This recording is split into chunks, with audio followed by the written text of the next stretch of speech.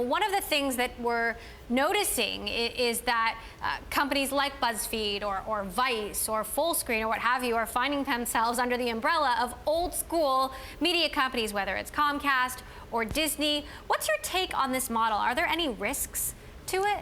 Well, I think right now we're seeing a very interesting moment in media, which actually is in some ways sort of a mirror image of 30 years ago. So 30 years ago, with the sort of the invention of cable and the popularization of cable television, you saw a whole bunch of digital content, or I'm sorry, just content creators emerge in a very small window of time. And the reason for that was that they were building on these new pipes. And so suddenly cable was in everybody's home. And in sort of 10 or 15 years, you saw everything from HBO to ESPN to Turner to CNN, et cetera, MTV. They all launched at once, filling the pipes that were sort of popularized back then. And I think today we have a similar thing happening.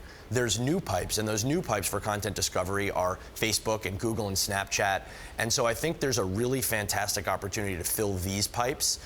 And there's a group of content companies like the ones you just mentioned, as well as a bunch of other ones that are built to figure out how to distribute content in this new way. And I think that these guys are building a lot of value. I think it's a really interesting time to be investing in great quality content. That being said, there's always consolidation that happens, and that happened with those companies in the 80s, and you saw the sort of ESPNs of the world all ultimately get owned or get sort of consolidated in some way, shape, or form. And I think you're going to see the same thing here, where a bunch of these new media companies are going to get bought by some of the older guys. Some of them are going to band together and build new big media companies. And I think the really interesting thing is what you saw happen last time is the pipe owners. So some of the guys who, like the actual cable providers, ended up owning the content. And so the question is, will the Snapchats and the Facebooks of the world ultimately get into the business of owning some of these media brands?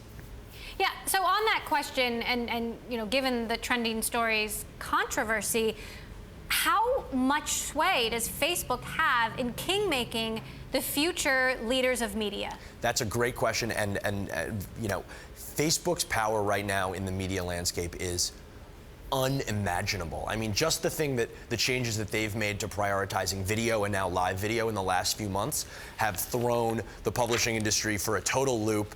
Traditional TV is sort of scrambling to figure out what to make of this new super kingmaker. I mean, Facebook looks like, 10 cable companies combined back in the day.